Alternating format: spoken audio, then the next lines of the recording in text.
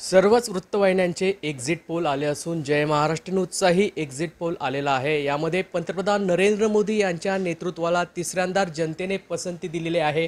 आमच्यासोबत जळगाव लोकसभेच्या महायुतीच्या उमेदवार स्मिता वाघ आहेत। आम्ही त्यांच्याकडून जाणून घेऊयात ताई काय सांगणार। एक्झिट पोल आलेला आहे, तिसऱ्यांदा पंतप्रधान नरेंद्र मोदी यांच्या नेतृत्वावर जनतेने विश्वास दर्शवलेला आहे, काय सांगाल?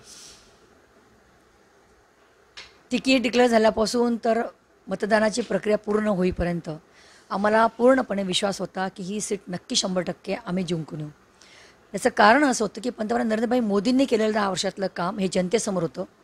आमचे महायुतीचे सगळे आमचे मंत्री महोदय सन्माननीय गिरीश भाऊ महाजन, आमचे संकटमोचन, आमचे गुलाब भाऊ, अनिल दादा, चिमन आबा, किशोरप्पा, राजमामा भोळे, मंगेश दादा आणि महायुतीचे सगळे सन्माननीय पदाधिकारी यांनी दिवस रात्र मेहनत करून प्रत्येक मतदारांपर्यंत आमचं केलेलं काम पोहोचवण्याचं त्या ठिकाणी केलं। आणि मला असं वाटतं जनता विकासाकडे जाणारी आहे, म्हणून ह्या विश्वासाने मला माहिती आहे की उद्याचा निकाल हा आमच्यासोबत असेल। ताई, एकीकडे जर विचार केला तर कुठल्या मुद्द्यांवर ही जळगाव लोकसभेची निवडणूक या ठिकाणी तुम्ही लढवली होती? पंतप्रधान नरेंद्र मोदी यांचे नेमके कोणते विकासाचे मुद्दे होते? कारण उन्मेष पाटील यांना तिकीट नाकारल्यानंतर एक मोठं आव्हान आपल्यासमोर या ठिकाणी होतं, त्यानंतर करण पवारांना त्यांनी बळ दिलं होतं, काय सांगाल? नरेंद्रभाई मोदींनी केलेली कामं आज देश ज्या अभिमानाने ह्या ठिकाणी उभा आहे। परकीय देशामध्ये जर तुम्ही गेलात तर तुमच्याकडे एक गरीब देश आणि अस्वच्छ देश म्हणून तुमच्याकडे बघितलं जायचं, पण आज तुम्ही जर तिथे गेलात तर ताटपणे तुम्ही उभे राहू शकता। हे 10 वर्षातलं काम होतं। प्रत्येकाच्या डोक्यावर छत, प्रत्येकाच्या दाराशी शौचालय, हे त्यांनी केलेलं 10 वर्षातलं काम होतं।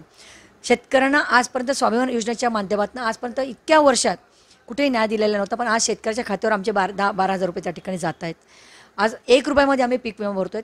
शेतकरी असेल, उद्योजक असेल, स्टार्टअप इंडियाच्या माध्यमातून नवीन उद्योजकांना त्या ठिकाणी प्रोत्साहन देण्याचं काम असेल, महिला बचत गटाच्या माध्यमातून महिलांना सक्षमपणे उभं करण्याचं काम असेल, असे एक नंतर असे अनेक असंख्य कामं मोदीजींच्या माध्यमातून 10 वर्ष त्या ठिकाणी दिलेले होते। मला असं वाटतं ही कामं जी ती तळागाळातल्या लोकांपर्यंत पोहोचवण्याची एक भूमिका त्या ठिकाणी आमच्या कार्यकर्त्यांनी केली, नेत्यांनी केलेली। आणि ह्या ज्या काही त्यांनी योजना आणल्या त्या तळागाळातल्या कार्यकर्त्यांसाठी म्हणजे जनतेसाठी त्यांनी आणलेल्या होत्या आणि त्याचा उपयोग मला असं वाटतं त्या माध्यमातून जनतेपर्यंत पोहोचण्याचं काम करण्यात आलं। आणि मला असं वाटतं ह्या माध्यमातून आम्ही निवडणूक हे लोकांसमोर आम्ही घेऊन गेलो, विजन घेऊन गेलो, दूरदृष्टी त्या ठिकाणी ठेवून काम केलं। तर मला असं वाटतं की त्या माध्यमातून आम्ही हे काम त्या ठिकाणी केलेलं आहे। सर्वच वृत्तवाहिन्यांचे एक्झिट पोल आलेले आहे। यामध्ये महाविकास आघाडी आघाडीवर दिसते, मात्र महायुती ही कुठेतरी राज्यामध्ये पिछाडीवर या ठिकाणी दिसते आहेत। केंद्रात जरी बोलबाला असला मात्र राज्यात या ठिकाणी महाविकास आघाडीच आघाडीवर आहे। मला असं वाटतं अजून निकाल यायचे आहेत, आपण नक्की वाट बघूया। कदाचित 100% यात नक्की बदल होईल असं मला यात अजूनही विश्वास आहे। फुटाफुटीचं राजकारण जनतेला पटलेलं दिसत नाहीये का? असं काही म्हणता येणार नाही, कारण अजून निकाल बाकी आहेत। एकनाथ खडसे म्हणताय की आत्मचिंतन करण्याची गरज आहे भाजपला।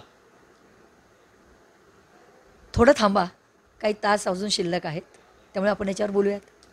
ताई, नेमके आता जे तुम्ही खासदार झाल्यानंतर कुठकुठली विकास कामे करणार? सध्या जर बघितलं तर पाडळसरे धरण असेल, त्याचनंतर निम्म्या तापी प्रकल्प आहे, बलून बंधाऱ्यांचा विषय आहे, चाळीसगाव असेल, अंमळनेर असेल, येथे मोठी पाण्याची बिकट समस्या या ठिकाणी आहे। आपल्या अजेंड्यात पण हा विषय होता। नेमकं कसं पुढचा असणार आहे आपला मानस? मी पहिल्या दिवसापासून जे म्हणते आहे की सिंचनाचे जे प्रकल्प रखडलेले आहेत ते पूर्ण करणं हे माझ्यासमोर मिशन आहे। आणि त्या अनुषंगाने शेतकरी तर सुखी होईल, पण माझा जो काही ह्या ठिकाणी मुलं जे आहेत जी नोकरीसाठी बाहेर पडत आहेत, तर मला असं वाटतं की पाण्याचा जो काही प्रश्न आहे त्या निमित्तानं तो मिटला तर उद्योग पण ह्या ठिकाणी येण्यास मला वाटतं इच्छुक असतील। तर एका वेळेला माझे 4 कामं ह्या ठिकाणी होणार आहेत। जर पाणी आलं तर उद्योग ह्या ठिकाणी येतील, पाणी आलं तर शेतकरी सुखी होईल, आणि शेतकरी सुखी झाला तर त्याचा अर्थार्जनावर मला वाटतं मार्केटवर त्या माध्यमातून खूप मोठा परिणाम होतो। मला असं वाटतं ह्याप्रमाणे जे आम्ही काही या ठिकाणी बोललेलो होतो की सिंचनाचा प्रायोरिटी आम्ही त्या ठिकाणी पहिल्या प्रायोरिटी त्या ठिकाणी ठेवणार आहोत। आपल्या नेत्यांनी म्हटलं होतं की 5 लाखापेक्षा जास्त मताधिक्याने आम्ही विजयी होऊ। आता मात्र ही समोरासमोर टफ फाईट, 50-50वर टफ फाईट या ठिकाणी आलेली आहे। कसं बघाल याकडे? अवघे तास शिल्लक आहे ना, दूध का दूध पाणी का पाणी समोर येईल, काळजी करू नका। उन्मेष पाटील यांच्यामुळे लीड कमी झालेला आहे असं वाटतं आपल्याला? त्याच्यामुळे काही होणार नाही आहे, कारण ज्या विचारधारेवर आम्ही काम करतो वर्षानुवर्षे, ती विचारधारा एका रात्रीतनं जेव्हा बदलते तेव्हा जनता जनार्दन त्या गोष्टीची नक्कीच आठवण ठेवत असतो, लक्षात ठेवत असतो, आणि त्याचे परिणामस्वरूप येणाऱ्या काळात अवघ्या तासात तुम्हाला समजेल। काय विश्वास वाटतो आपण किती मताधिक्याने निवडून याल? अवघे तास शिल्लक आहे. आपल्याला दूध का दूध पाणी का पाणी 2 मिनिट 10 म्हणजे अवघ्या तासात आपल्याला समोर येणार आहे. तरी पण? तरी पण नाही, अवघ्या तासातच तुम्हाला कळेल. नक्कीच या ठिकाणी जळगाव लोकसभा महायुतीच्या उमेदवार यांनी सांगितलं आहे की अवघे काही तास या ठिकाणी शिल्लक आहेत. त्याचप्रमाणे दूध का दूध पाणी का पाणी समजेल. नेमकं कोण किती मताधिक्याने निवडून येईल या ठिकाणी मतदारांचा कौलच यामध्ये सांगेल. जुगल पाटील, जय महाराष्ट्र न्यूज, जळगाव.